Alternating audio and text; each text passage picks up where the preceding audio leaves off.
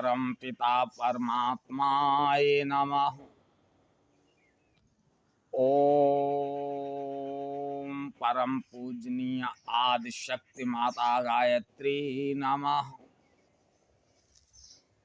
ओम परम पूजनीय ब्रह्म ऋषि विश्वामित्र गुरुदेवाय नमः। ओम परम पूजनीय युग ऋषि श्री राम शर्मा आचार्य गुरुदेवाय नमः। ओम भूर्भुवः स्वः तत्सवितुर्वरेण्यं भर्गो देवस्य धीमहि धियो यो नः प्रचोदयात्।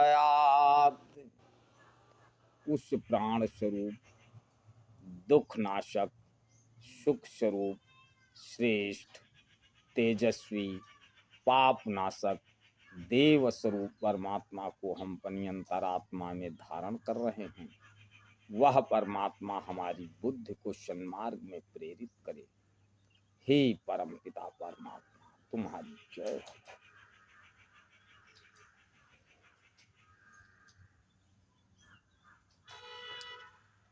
चित्त शुद्धि एवं व्यक्तित्व का रूपांतरण,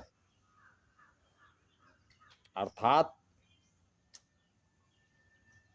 चित्त जब शुद्ध होगा, अंतरात्मा जब शुद्ध होगी, तभी आपका व्यक्तित्व निखरेगा, उभरेगा।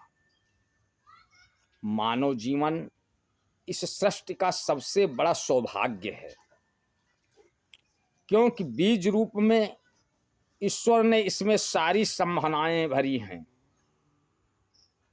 जो स्वयं उसमें हैं। इसी आधार पर मानव जीवन के स्वरूप को सत्य चित्त आनंद का स्वरूप कहा गया है, जो अपने चरम विकास को प्राप्त करने पर ईश्वर तुल्य हो जाता है। अस्तित्व के इस आध्यात्मिक स्वरूप का बोध एवं जागरण इस जीवन का महत्वपूर्ण लक्ष्य है।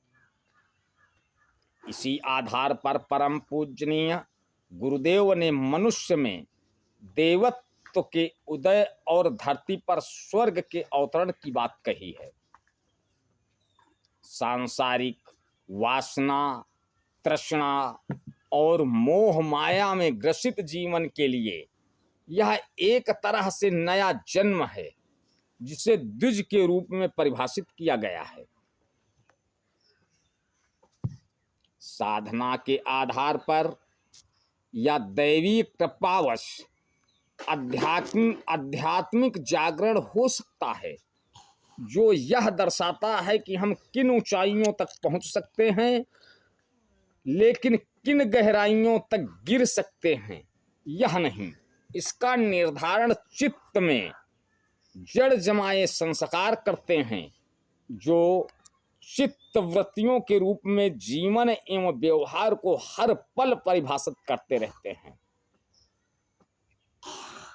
इनको रूपांतरित किए बिना जीवन कब आध्यात्मिक पतन की स्थिति में आ जाए कह नहीं सकते। इसलिए जीवन साधना एक महत्वपूर्ण कार्य है, जिसके माध्यम से चित्त के परिष्कार का कार्य सिद्ध किया जाता है। इसमें किसी तरह का प्रमाद या लापरवाही घातक सिद्ध हो सकती है, और इसलिए इसमें सतत संलग्न रहना पड़ता है। कहने का तात्पर्य ये है, आप बड़े कर्तव्यवान, निष्ठावान, बड़े भारी आचरण वाले, बड़े संस्कारी अपने को दर्शाते हैं, लेकिन मन मस्तिष्क में विचार रूपी, संस्कार रूपी गंदगियां भरी पड़ी हैं। जब तक इनको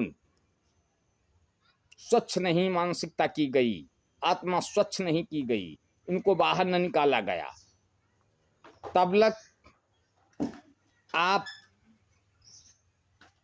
का व्यक्तित्व निखर नहीं सकता है। जीवन में अनुभव व कर्म रेखाएं चित्त में संस्कारों के रूप में संचित होती हैं, जो वृत्तियों के रूप में अपना परिचय देती हैं। इनका पता तभी चलता है जब ये क्रियाओं के रूप में प्रत्यक्ष होती हैं, अन्यथा ये अवचेतन में इतनी गहरी दबी रहती हैं जिनका एहसास भी नहीं हो पाता। कहने का मतलब आपके अंदर क्या चल रहा है, आप क्या सोच रहे हैं, वो आप छिपा नहीं सकते। वो आपके व्यक्तित्व से लाख आप छिपाने की कोशिश करें, वो मालूम पड़ ही जाता है। इसलिए चित्त की शुद्धिकरण करें, तभी आपका व्यक्तित्व